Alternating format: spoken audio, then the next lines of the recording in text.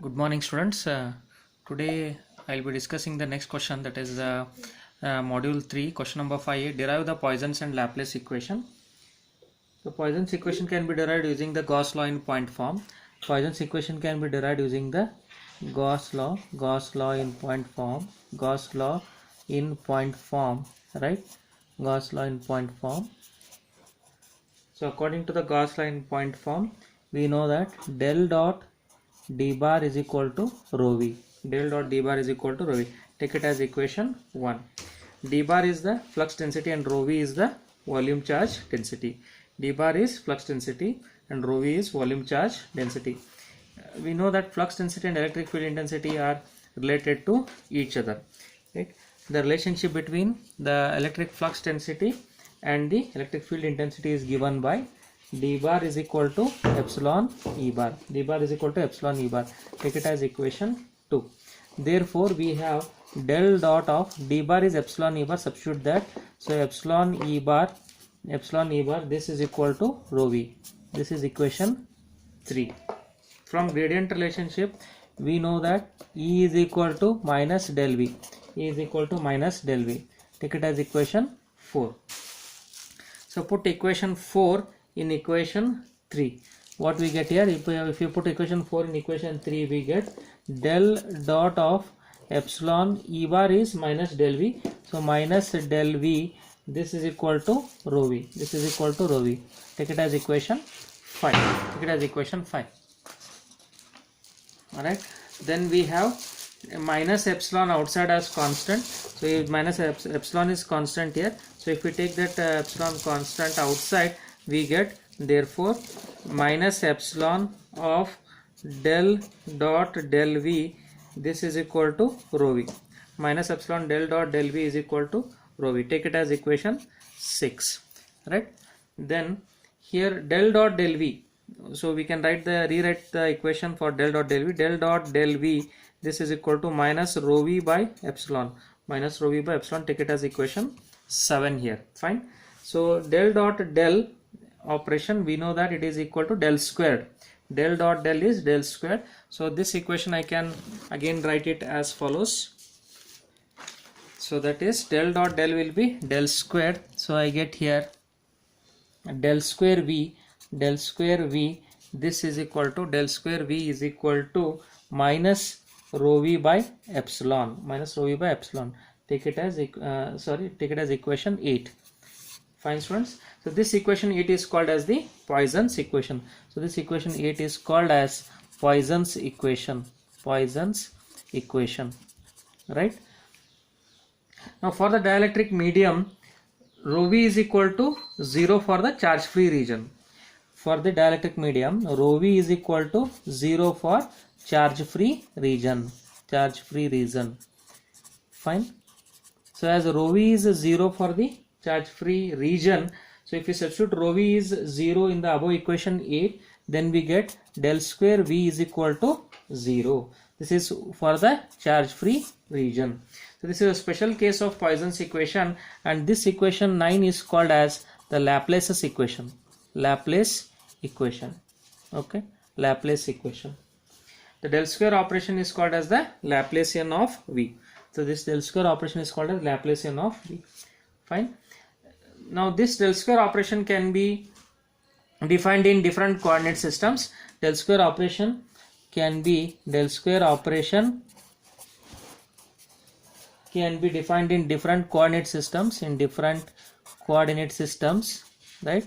Different coordinate systems. So here I can write this del square.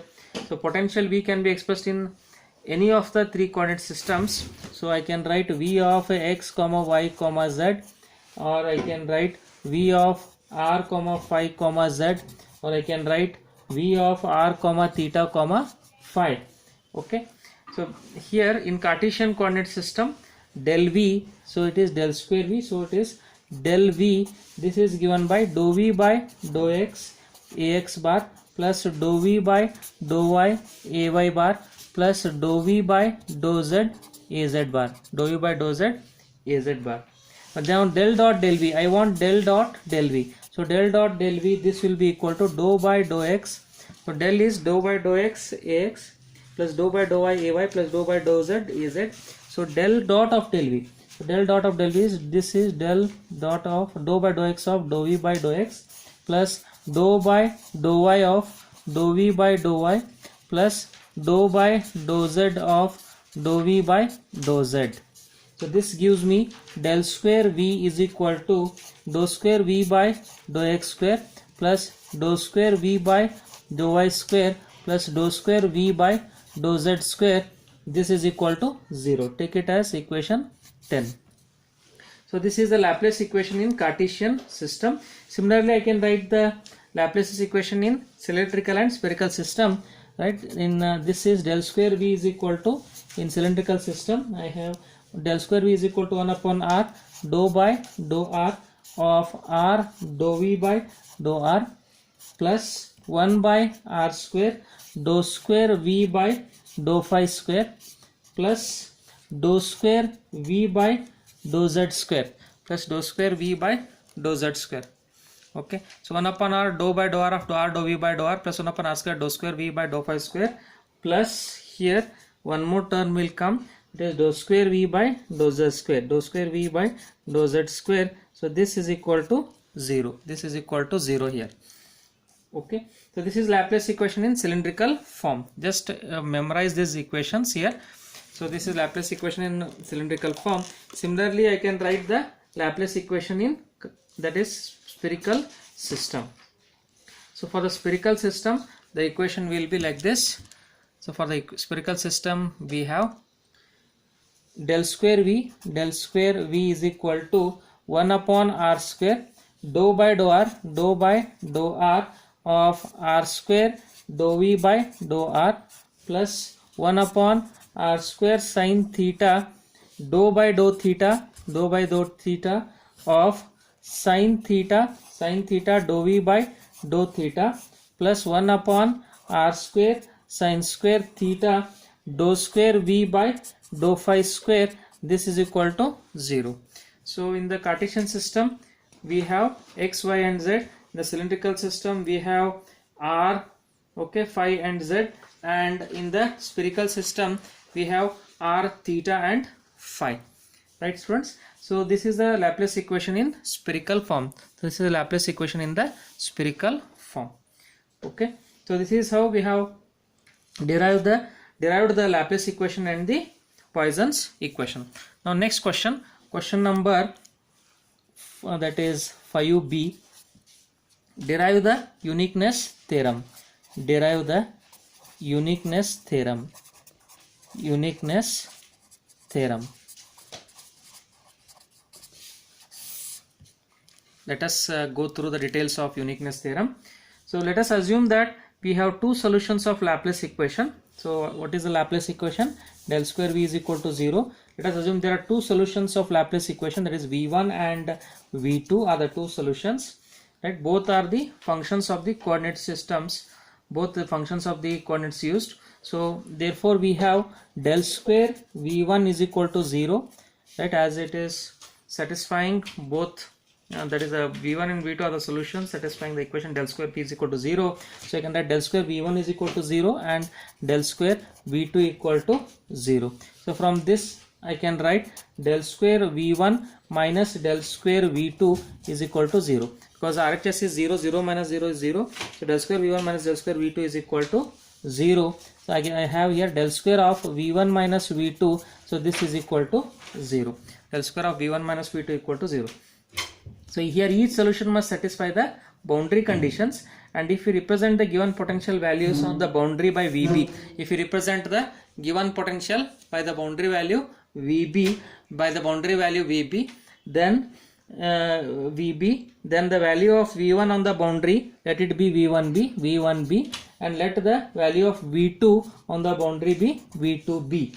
So right, so both must be identical to VB. Both must be equal to VB, that is V1B is equal to V2B, that is equal to VB. Why they are equal here? Because it's a equipotential surface. As it is equipotential surface, same potential at all the points. So therefore we have V1B is equal to V2B is equal to VB. Or I can write here V1B minus V2b as they are equal. So I have V1b minus V2b equal to 0. For any scalar V and vector d, for any scalar V and vector d, the next point, for any scalar V and vector d, for any scalar V and vector d there is a vector identity. So that vector identity is del dot of Vd. This is equal to V of del dot d plus d dot del v. Okay students, so this is the vector identity. Please memorize this vector identity or the equation, right, which we will be using in many of the derivations. For present application, we shall select V1 minus V2 as scalar. So V1 minus V2, this is our scalar here, is a scalar quantity, and del of V1 minus V2, this is the vector quantity. Okay, so here if you substitute these in above equation, so we get del dot of V is V1 minus V2, so it is V1 minus V2 of d, so that is the vector. So d is this is nothing but d here, this is our V here, so this is del of V1 minus V2.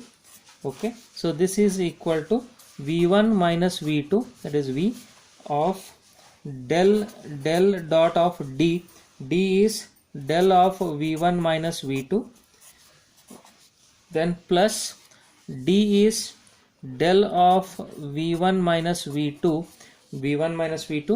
dot del of V1 minus V2. So if we integrate this throughout the volume, let us integrate this throughout the volume, so to get the total amount. So if we integrate this, so we have volume integral del dot of V1 minus V2 of del of V1 minus V2 into dV. So this is equal to volume integral V1 minus V2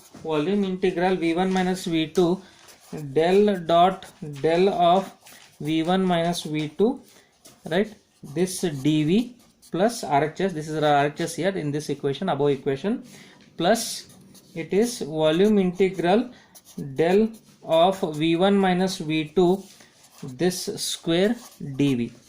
Okay, so take it as equation 1.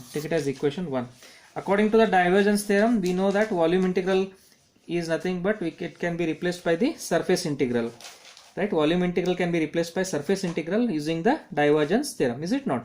So here V1b is approximately equal to V2b. We have already come across this. V1b is approximately equal to V2b, and therefore we have here, that is the divergence theorem. Let us apply the divergence theorem. So if we apply the divergence theorem here, we get the equation. This will be our equation, that is volume integral del dot d dV, this will be equal to surface integral, closed surface integral d dot ds. This is our divergence theorem. So one of the factors here is the integral on RHS of the equation, that is del of V1 minus V2, right? In the above previous equation we can check here. So it is del of V1 minus V2.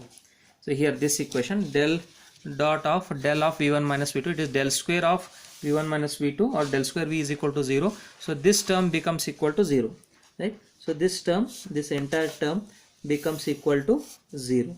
Okay, so we have here del of V1 minus V2, or this is nothing but del square of V1 minus V2, this is equal to 0.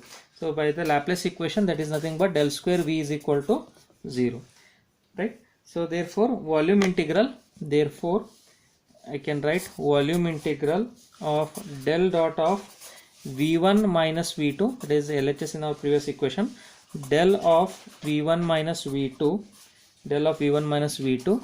dV. So this is equal to closed surface integral okay, v1b minus v2b, this del of v1b minus v2b dot ds, this is equal to 0. Okay.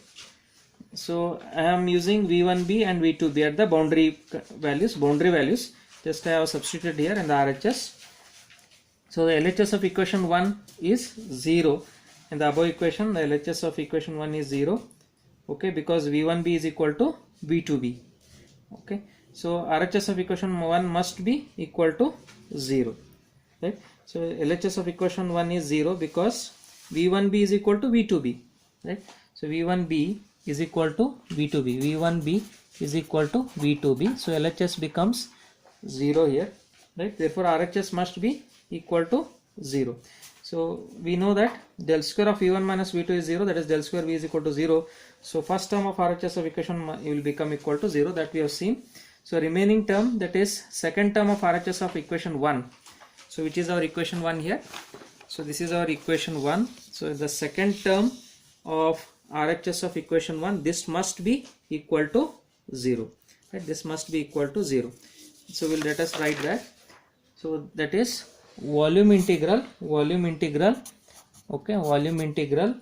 of del of v1 minus v2 square dv, this is equal to 0.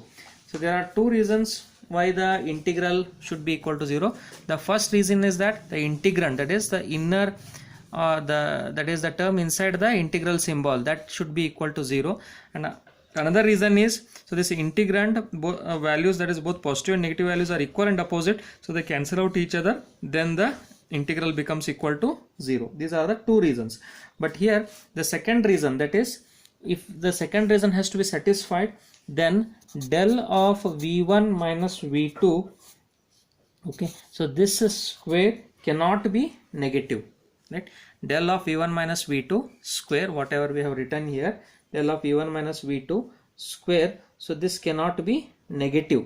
Okay, so because it's a square term, so it cannot be negative. Minus into minus is plus, is it not? So it cannot be negative, so that condition fails here, that condition is false here. So as that condition is false, so first point is satisfied, that is the integral quantity, integrand, the quantity inside the integral symbol must be equal to 0, that is this one, the quantity inside the term, this should be equal to 0. So what we can write here, therefore the next equation will be here, see here, so that del of v1 minus v2, this is square should be equal to 0. And so if this is 0, then if square term is 0, then the term will be equal to 0, that is del of v1 minus v2 should be equal to 0. So this is gradient of v1 minus v2 is 0. So this indicates that what is gradient? Gradient is del is dou by dou x ax bar plus dou by dou y ay bar plus dou by dou z az bar. Yes or no? So here dou by dou x of v1 minus v2 or whatever it is, if differentiation is 0, then this should be constant. v1 minus v2 should be constant. That is v1 minus v2 is constant. v1 minus v2 is constant. Correct?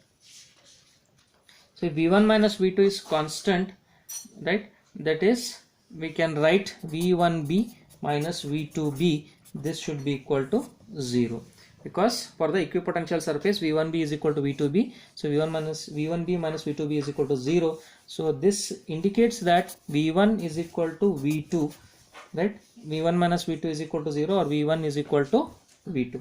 So whatever method we use to solve the Laplace equation, it gives the same answer, the final answer remains the same for the given boundary conditions. Hence we say that the solutions are unique, or this is nothing but the uniqueness theorem. The solutions are unique, so we say that, we conclude that this is nothing but our uniqueness theorem. Fine. So students, in this session we have seen the derivation of the Poisson's and the Laplace equation, right? We have derived the equation that is del square V is equal to minus rho V by epsilon, that is the Poisson's equation, and del square V is equal to 0, that is Laplace equation. And we have written the Laplace equation in various coordinate systems, in Cartesian, in cylindrical and in spherical coordinate systems, correct. Then we have started with the derivation of the uniqueness theorem, starting from the point form of, that is del square V is equal to the, starting with the Laplace equation, using this Laplace equation, right. We have derived the uniqueness theorem, and finally we have written the that is potential values, right. V12 we have got it as V1 is equal to V2 or V1b is equal to V2b, which satisfies the uniqueness theorem. I hope everybody have understood, students. Here, if there are any queries in this topic, in these topics, please send your queries to me. I'll clarify your queries. Thank you.